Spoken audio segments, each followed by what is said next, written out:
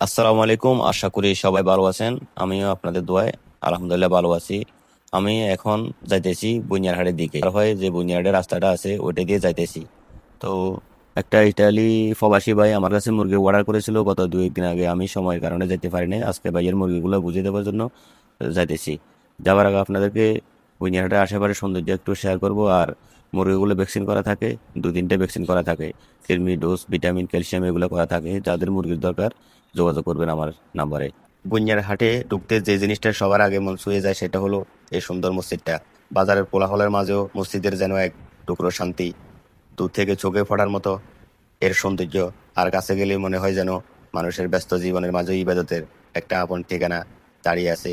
এই মসজিদ শুধু নামাজের জায়গা না, এটা বুনিয়ার হাটের সৌন্দর্য আর পরিচয়ের একটা অংশ। প্রতিদিন অসংখ্য মানুষ এখানে আসে, কেউ ব্যবসার কাজে, কেউ কেনাকাটার কাজে। কিন্তু এই মসজিদ মিনারে আর আজানের তবনি সবাইকে একটু হলো শান্তির অনুভূতি দেয়। বুনিয়ার হাটের ফান যেন এই মসজিদের দিকে ঘিরে আরো সুন্দর হয়ে উঠেছে। বুনিয়ার হাট বাজারে এই ওভারব্রিজটি এখন এলাকার মানুষের জন্য অনেক বড় সুবিধা। প্রতিদিন অসংখ্য মানুষ এই ব্রিজ দিয়ে যাতায়াত করে সাগরাইয়া, উত্তরকুমা, ফেনী, ফাদেরপুর বিভিন্ন জায়গায়। আগে চলাচল অনেক ভোগান্তি ছিল, সময়ও বেশি লাগতো, কিন্তু এই ওভারব্রিজ হওয়ার কারণে মানুষের যাতায়াত হয়েছে অনেক সহজ।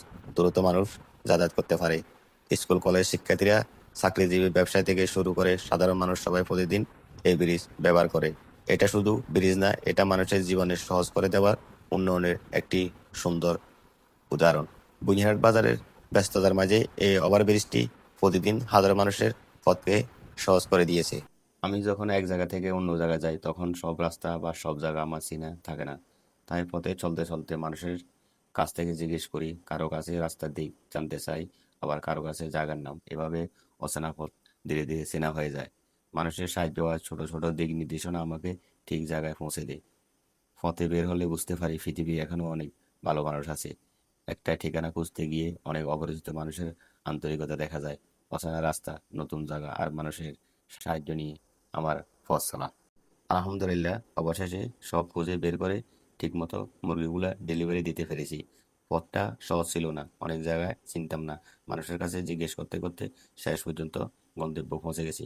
আজকের মতো এখানে বিদায় নিচ্ছি। আপনারা সবাই ভালো থাকেন, সুস্থ থাকেন।